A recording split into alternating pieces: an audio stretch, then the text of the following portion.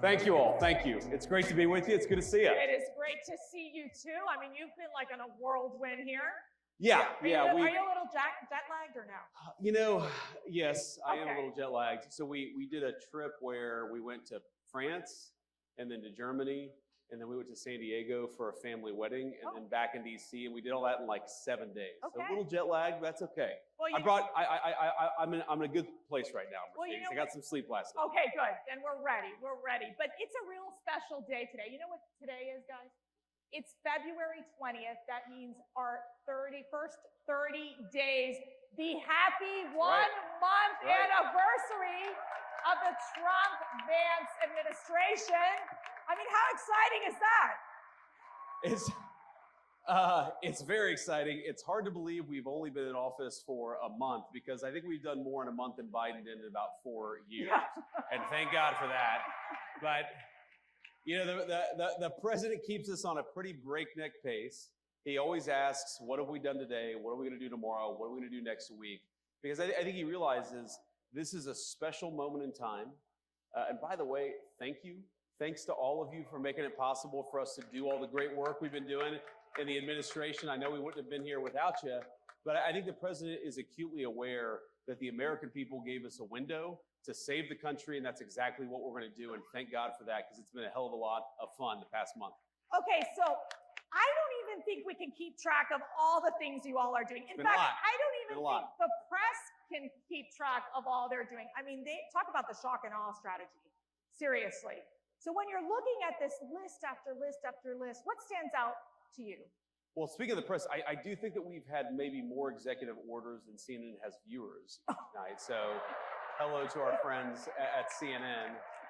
I actually think that their plan was they were going to go all in on anti-Trump and hope that he could save CNN in the same way that he did, frankly, in 2017, because nobody really watched the network until he became president in 2017. But that's maybe the one thing I think the president has been unable to do, unable to save the CNN's ratings over the last few months.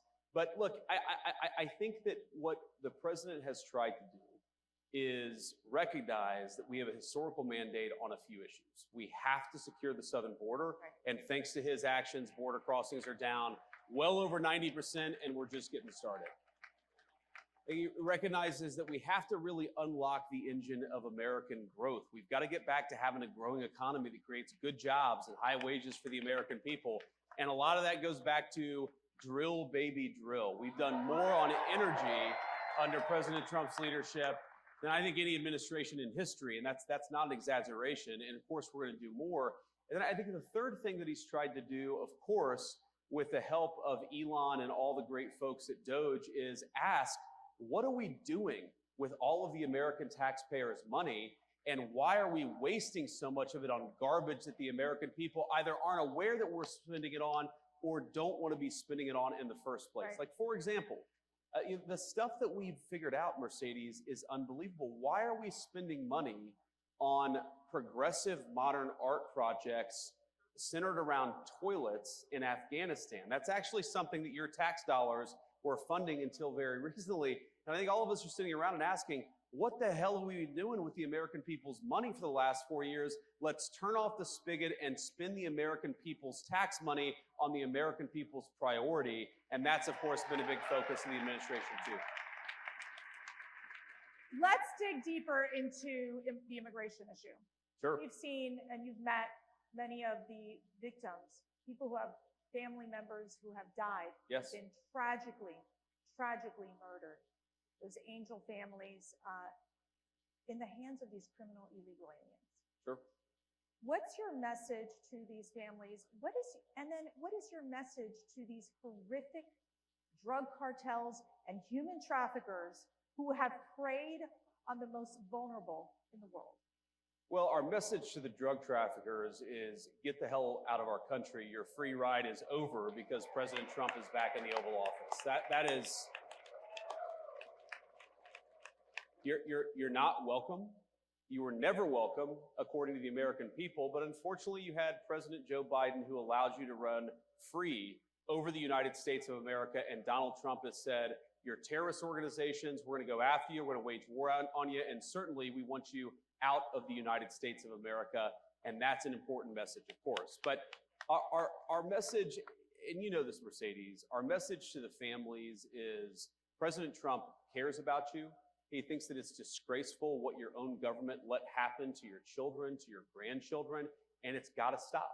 And of course, we mourn with people, we pray for people, but we're also asking, as their government, why did this happen to your child in the first place? And the answer is that under Joe Biden, your government didn't do its job. Under Donald Trump, it is. Thank God for that.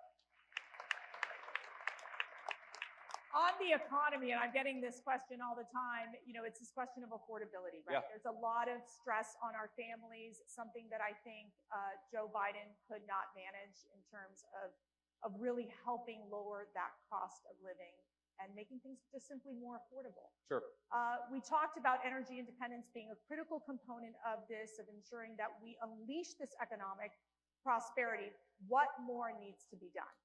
Yeah, so one of the first interviews I did, it was, I think 6 or 7 days after the inauguration, and somebody asked me, well, it's been 6 days. What have you guys done to fix the inflation crisis created by Joe Biden? I'm like, well, first of all, it's been 6 days. We've done a lot in 6 days, but it's going to take some time to fix what Joe Biden broke over 4 years. And we know it is easy, unfortunately, to burn the house down. It takes a little bit of time to build it back up. And here's what we have to do.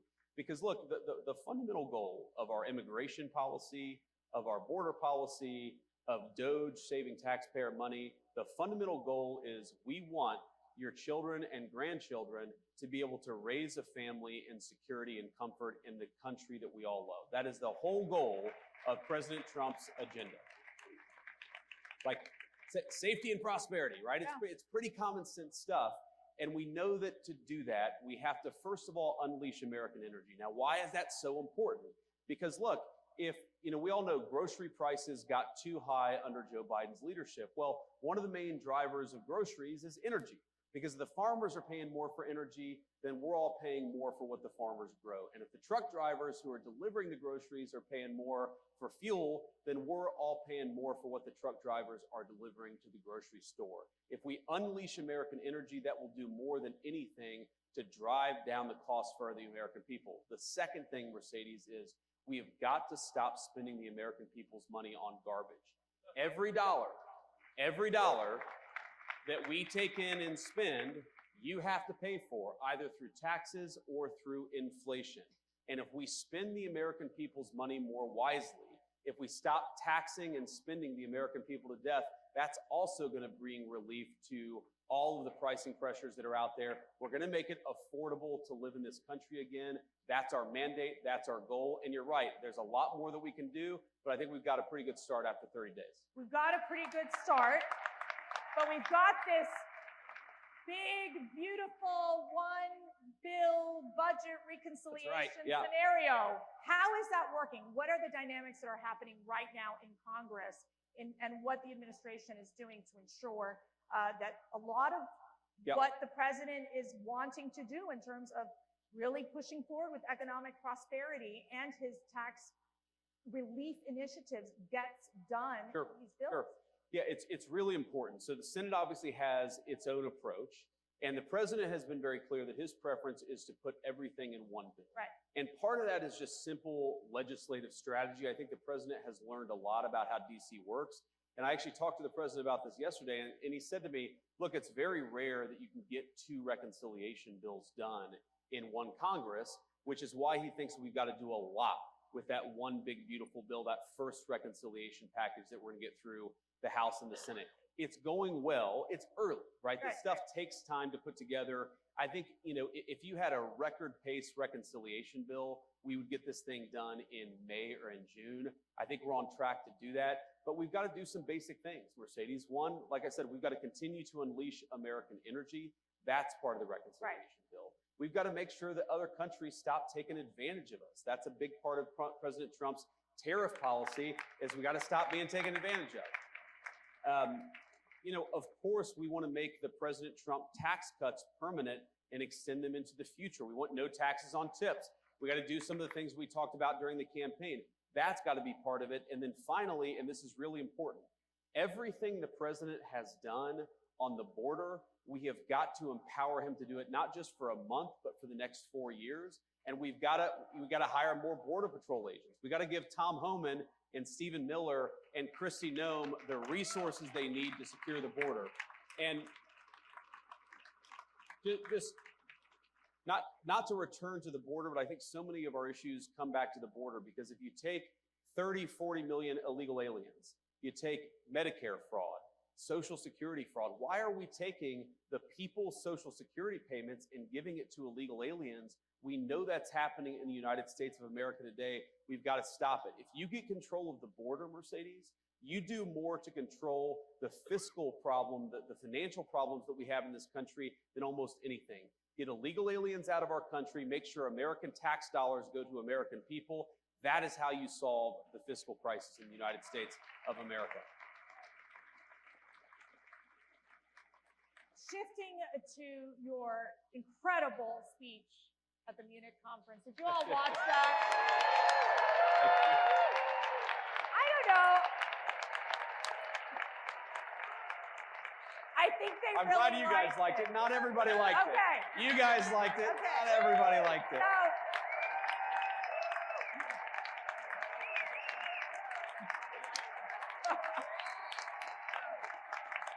Good to see you.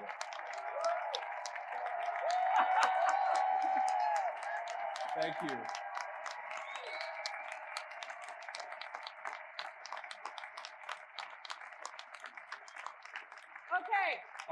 okay. I'll take a standing ovation for a speech I already gave. That's like awesome. for the price of one. Yeah, I was going to say, here's your speech to say it again. All right. But it was fascinating because there was obviously some of these European leaders that, they were a little uptight about it. It stressed them out just a little bit. A little bit. But you talked about the greatest threats in Europe. Yeah. So look, the greatest threat in Europe, and I'd say it was the greatest threat in the United States until about 30 days ago, is that you've had the leaders of the West decide that they should send millions and millions of unvetted foreign migrants into their countries. That is the biggest threat to Europe. And frankly, it remains, by the way, the biggest threat to the United States, because yes, we've got 4 years of President Trump's leadership, but I guarantee you, if the Democrats ever get power again, they're going to try to do it again. We cannot rebuild Western civilization. We cannot rebuild the United States of America or Europe by letting millions and millions of unvetted illegal migrants come into our country. It has to stop. Thank God it stopped here, but it's got to stop there. And a related issue, Mercedes, is you can't just stop it. You have to allow European peoples, and of course the American people too, to raise issues about it. Right. You have to allow free speech to debate this stuff. You have to stop doing things to the populations of the world. You've got to give the populations of the world the opportunity to speak up and say, no more of this BS. We want borders. We want sovereignty. We want to be able to speak our own mind in our own country. And I guarantee you, if we don't allow free speech, and of course, the Biden administration, I made this point, Mercedes, the Biden administration did more to destroy free speech, not just in the United States, but also in Europe, than any administration in American history. I'm not even blaming the Europeans. I'm actually saying you follow the lead of Joe Biden into censorship and mass migration. Follow the lead of Donald J. Trump, and that's free speech, borders, and sovereignty. That is the future for our shared civilization. And I will tell you something that is really, truly remarkable that's happening at CPAC is, and we had our second CPAC International Summit yesterday, and we have many of these conservative European leaders with us today, where we stand in solidarity because they have an opportunity to basically make Europe great again, make Asia great again, make Latin America great again. And so in essence, I think your message was very well received by many of those conservative leaders across the globe. But what does this mean with the U.S. now that, in giving that speech, what does this mean with the U.S.'s relationship with Europe? Well, look, obviously, we're going to continue to have important alliances with Europe, but I really do think the strength of those alliances is going to depend on whether we take our societies in the right direction. Think about this. Germany's entire defense is subsidized by the American taxpayer. There are thousands upon thousands of American troops in Germany today. Do you think that the American taxpayer is going to stand for that if you get thrown in jail in Germany for posting a mean tweet? Of course they're not, right? So the point that I try to make to our European friends, and I think that they're our friends, I believe that, I know President Trump does, is that friendship is based on shared values. You do not have shared values if you're jailing people for saying we should close down our border. You don't have shared values if you cancel elections because you don't like the result, and that happened in Romania. You do not have shared values if you're so afraid of your own people that you silence them and shut them up. So let's have shared values. Let's defend democracy. Let's have free expression, not just in the United States, but all over the Western world. That is the path to strong alliances in Europe. We had Ambassador Rick Gradell with us yesterday. He'll be on the CPAC stage during these conferences. He has like 3 jobs or 4 or 5. Yes, he but does. Let me ask you this. Where are we on basically the status of the Russia-Ukraine moving forward in terms of these negotiations in bringing peace to this endless war? It's early, and I think what makes him such an effective negotiator, I've seen this in private, is that he doesn't take anything off the table. When he walks into negotiation, he says everything is on the table. And of course, that makes the heads explode in the American media because they say, why are you talking to Russia? Well, how are you going to end the war unless you're talking to Russia? You've got to talk to everybody involved in the fighting if you actually want to bring the conflict to a close. And I know the president does. But I'll tell you the goals that animate President Trump's policy. It's really simple. He wants the killing to stop. He wants to bring lasting peace to Europe. He doesn't just want to stop it now and have the war restart a month from now. He wants to bring lasting peace to Europe because the president believes this, and he's absolutely right. Peace is in the interest of Russia. It's in the interest of Ukraine. It's in the interest of Europe. But most importantly, peace is in the interest of the American people, and he's going to fight for it for the remainder of his administration. Wherever war breaks out, he's going to be the president of peace. Now, he, of course, is a very good negotiator, a very good businessman. He recognizes that a lot of these issues are tough. It's going to take a smart statesman to figure this stuff out, but we've got that in the White House, and I really believe that we're in the cusp of peace in Europe for the first time in 3 years because we have leadership from the Oval Office, and we haven't had it in 4 years in this country.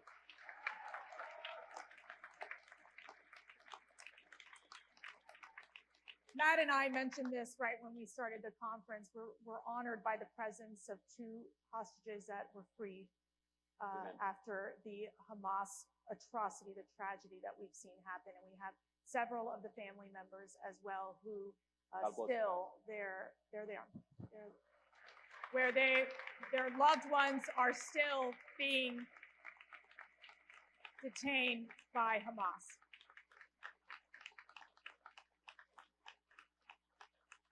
What is your message to these hostage families, these survivors? Our message is that President Trump loves you. He hasn't forgotten your loved ones, and he's going to fight every single day to bring them home. That is exactly what he's been doing, and that's what he'll keep on doing. I was actually talking with one of my best friends about this a couple of days ago. Can I be your best friend too? Yes. Okay. I think we all want to be your best friend, right? Okay. But I was talking with him, and he was asking me. He was like, well, I don't understand. Why was Biden unable to do this? And then, like, the minute that Donald Trump won, we started to make progress in bringing the hostages home. And I said, man, it's just a question of leadership. You actually need a president who is willing to pick up the phone and say, you got to bring these people home. No, no, no, no. We're not focused on that crap right now. We're focused on bringing hostages home. And then when the negotiations hit a wall, because they always do, you need a president who picks up the phone and says, cut this crap out. We've got to make progress, and you've got to keep that pace going. It's leadership. It really is. And I saw it behind the scenes. And what the president did is he empowered, in particular, because this was before we were inaugurated. This is before we had our great Secretary of State, Marco Rubio, or any of the great people around us. The president sent his dear friend, and he's become my dear friend, Steve Witkoff, as an emissary of the President of the United States. And he said, Steve, you speak for me, get it done. And if there are problems, pick up the phone and call me. Steve Witkoff, with the president's leadership, got it done, and it's amazing. And of course, we still got work to do. We've got to finish the process, but I really believe the president is as committed to this as any American leader in my lifetime. We're going to keep on fighting for it. One of the issues that's central to the CPAC community is the issue of pro-life. Of course. And what is the administration going to do to defend the unborn, to provide support for those mothers, those fathers that choose life? Sure. Well, one of the things, of course, the president got done during the first term, and I think that it's why he is accurately called the most pro-life president in American history, is he finally made it possible for the will of the people to speak on the life issue. And that was the Dobbs decision. What that did is it gave the abortion question back to the people. It took it out of the hands of unelected bureaucrats and unelected judges and gave it back to the people. And I think the most important thing that we can do, and as you know, Mercedes, I'm very pro-life, I'm a devout Christian, is that we have got to persuade our fellow Americans, because now we've got the power. We've got the power of persuasion. We've got to persuade our fellow citizens that unborn life is worthy of protecting. It is sacred in the eyes of God, and it should be sacred in the eyes of man too. And we have to pick up the torch and fight for that every single day. And I know you guys are up for the task. I am too. And I think on the administration side, what the president has said, and it's been consistent, it's going to be consistent in the rhetoric and in the policy, is we believe in the Trump administration that babies are good, that families are good, and we want to make it easier for young moms and young dads to choose life, to start families, and to bring new life into the world. That's the whole point of our policy. Now, some of that, of course, is supporting our great crisis pregnancy centers at the moment of these important healthcare decisions, encouraging young women to choose life at that important moment of choice.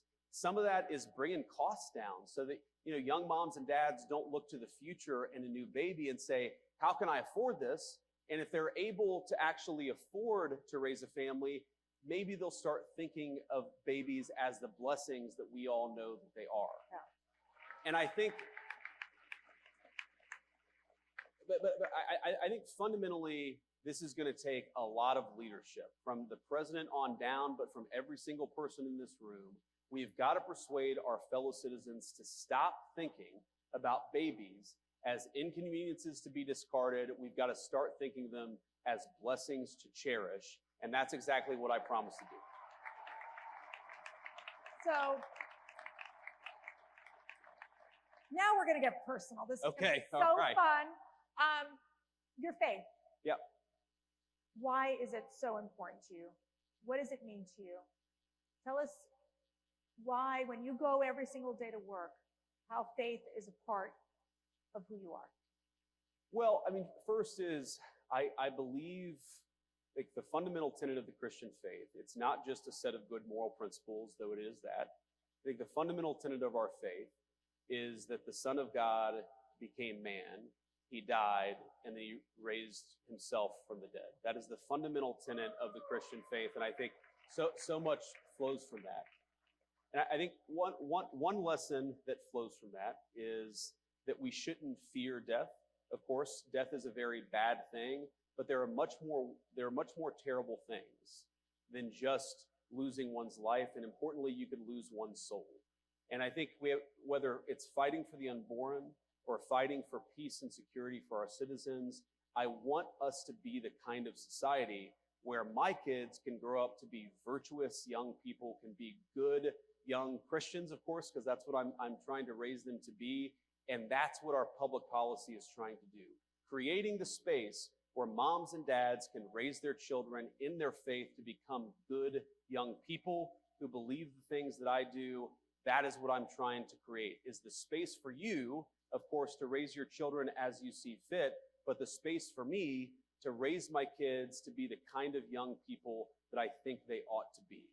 And the other thing that I take from it, Mercedes, is if you look at the long history of the Christian faith, we've been around for about 2,000 years now, give or take a few years, and there have been really dark times in the history of the Christian faith. There have been really good times in the history of the Christian faith. And I just try to remind myself that we put our faith in God above, we put our faith in the grace of God, and we try the best to do His will, and we don't worry so much about whether we're going to have earthly rewards. We worry about whether we're doing right by God Almighty above. That's what I try to do, and that's how I try to run my life in public. You mentioned raising these children into good people and also into good citizens that Yes. can contribute to society and to the world. We had so many young people come out and support Donald Trump Yes, we did. and JD Vance And thank you. this past election. So what is your message? And what is your message to the young men? You know, I guess my message to young people generally is we're trying to make your life better. And that is the simple thrust of President Trump's policy is we want you to be able to buy a home. We want you to be able to work a good job. We want you to be able to raise your kids, like I said, according to the values that you believe in. And we want you to be able to build a nice life in this country that all of us love. That is what we're trying to do. And, you know, you guys more than anybody, more than me, I'm talking about people under the age of 30 in particular, you guys are going to have to deal with the consequences of good policy or of bad policy for much longer than the rest of us. And I want you guys to think about the future and ask yourself, do you want safe communities? Do you want a prosperous life? Do you want to be able to work a good job? Or do you want that job shipped off to China or somewhere else? We're fighting for you every single day. We want you to help fight for us because we've got to win. Not just the policy battles of the next couple of months. We've got to win the midterm elections in a couple of years. We need you. We recognize that we need you, and we're fighting for you every single day. And I think, you know, you asked me, you know, my message to young men is, I think that our culture sends a message to young men that you should suppress every masculine urge. You should try to cast aside your family. You should try to suppress what makes you a young man in the first place. And I think that my message to young men is don't allow this broken culture to send you a message that you're a bad person because you're a man, because you like to tell a joke, because you like to have a beer with your friends, or because you're competitive. It's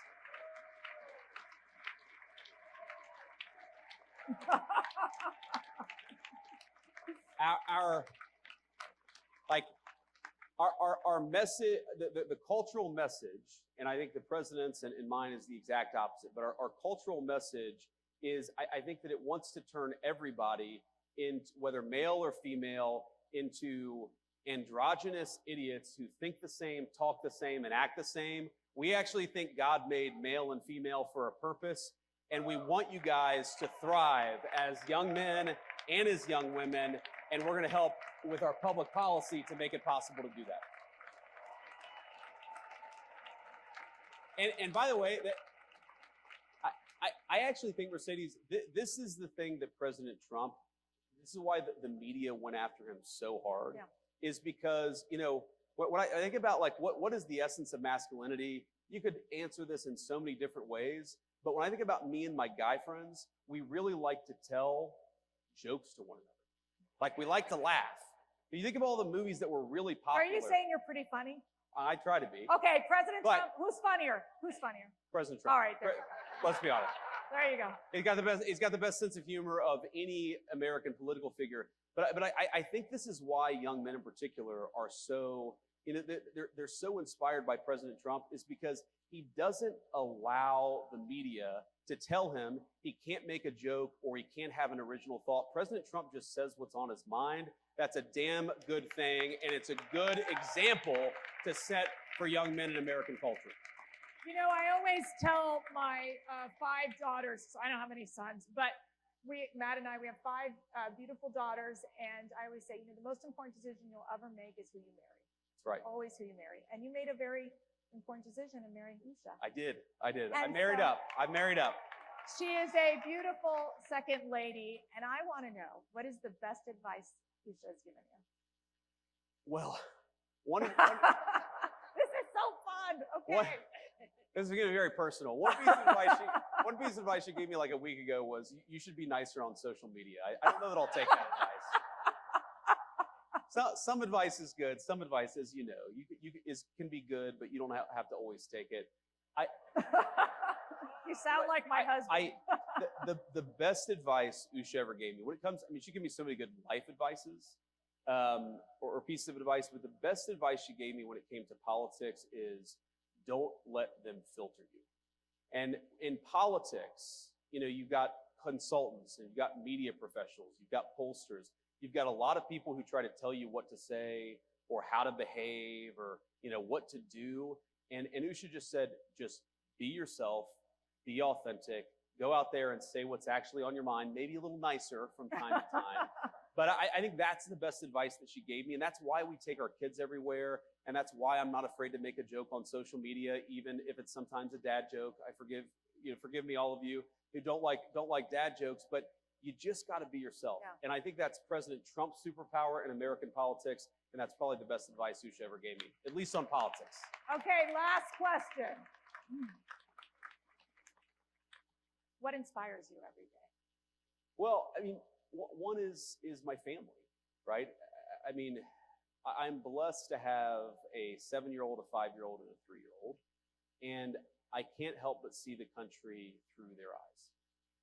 And when we were on the campaign in particular, and we would take our kids with us, all of my kids, when we were about to land in some new place, they'd all rush to the window of the plane and they'd look out and they'd say, "Oh, Dad, this looks so cool." Like, the beauty of the Arizona cactuses and Arizona deserts, or, we'd be in Texas for a fundraiser and they'd be like, "Oh my God, like, look at just all of that open space," right? Or we'd be in North Carolina and say, "Oh, look how beautiful the green mountains," right? This idea of these beautiful green mountains of Appalachian, North Carolina. We love North Carolina.